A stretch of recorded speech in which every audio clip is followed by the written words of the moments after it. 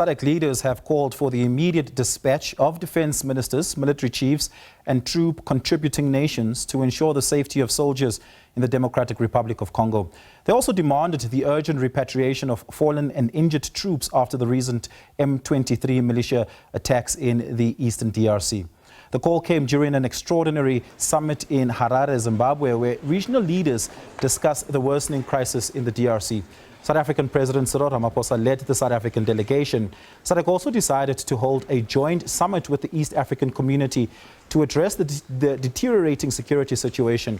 The body stressed the need to fully implement the Luanda and Nairobi processes aimed at finding peace in the region.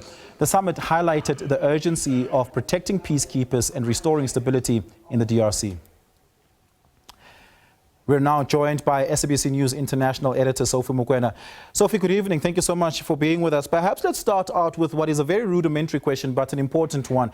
Can you draw the distinctions for us substantively about the difference between the Luanda process led by President João Lourenço of Angola and the Nairobi process led by President President of Tanzania?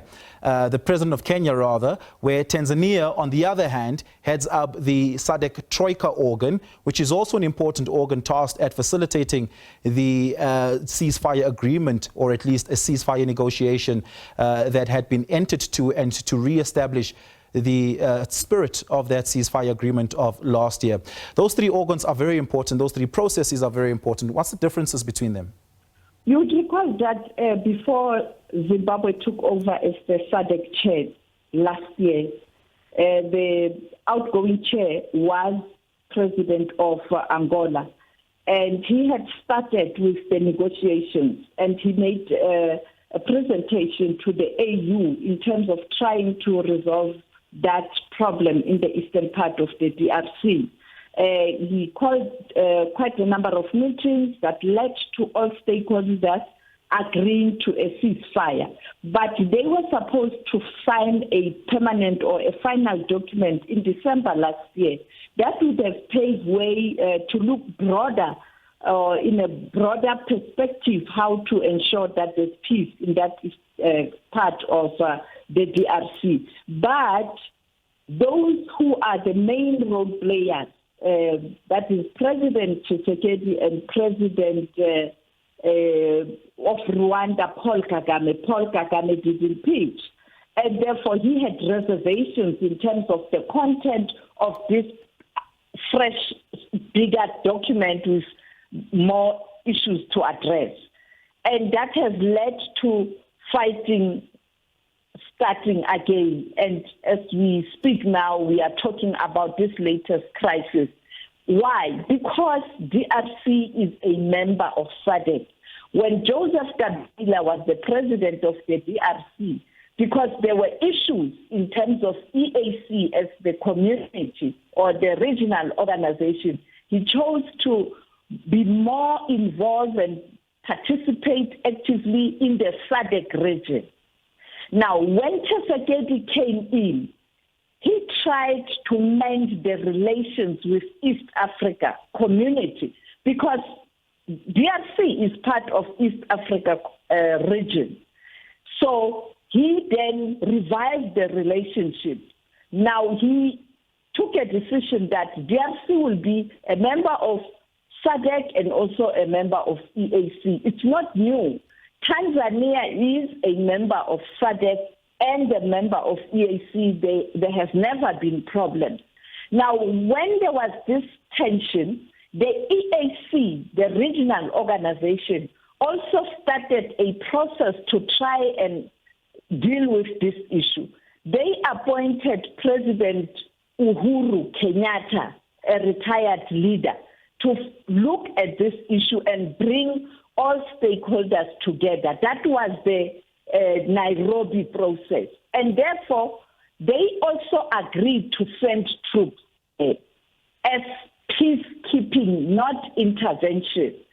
President Tshisekedi was not happy because they were refusing to engage in a warfare with the M23 rebels or other people who are supporting. They wanted to be in the middle to ensure that they don't fight.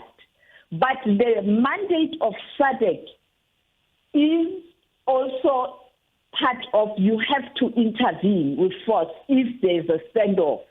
Therefore, the mandate differs. And then he decided, President Tshisekedi, that you, the force from EAC, leave my country. I'm not going to renew your mandate. And then he went to SADC to request SADC to send troops. SADC did that. And that is why we are talking about a SADC mission. Yeah. It's not a South African thing. And therefore, unfortunately, South Africa has got more troops. Other countries didn't contribute at all. Others contributed small numbers. So those are the two processes. And the Luanda was also approved by the AU before, because Tshisekedi was agreeing.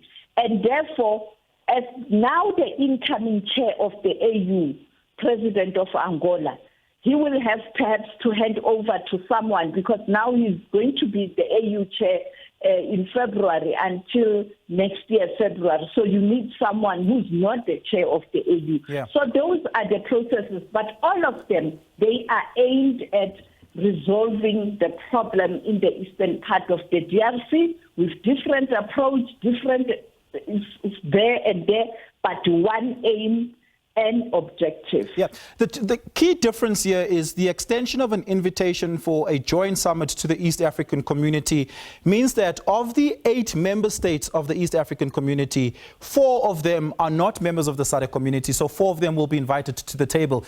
That includes Somalia, South Sudan, Burundi, as well as Uganda. We know that Rwanda shares a very special relationship and a close relationship with Uganda. In fact, they see each other as brother states to each other. What will the effect of having Museveni as part of the heads of state who are engaging in these negotiations at a joint community level? Do you think that Rwanda now has more support around the table? I think you will have a senior leader who is very familiar with this problem, which dates back when he was in the bush and when Rwanda was also, Paul Kagame was in the bush. Now, he was also there during the Sun City talks. In other words, not in person, but what I'm saying is he was involved.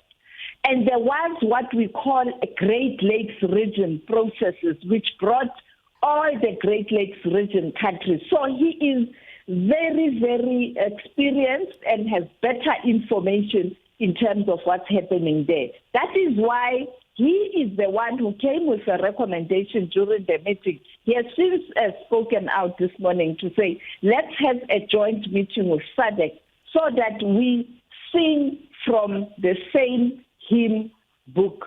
Yeah. And we come with common position. Now, that's what is going to happen. SADC has since agreed. That will help because you have new young leaders in both regions, perhaps who didn't even bother to follow the Great Lakes region problem. Now they are seized with this responsibility to discuss this matter. I'm thinking of Botswana. I'm thinking even about Kenya. The president of Kenya. They were not there. You have new people now. So they will get first-hand information from someone who has been there. And maybe he can be the person who can broker a better way of handling this process. Yeah. Sophie, thank you so much for your time. Really appreciate it. Sophie Mokena is the SABC International Editor.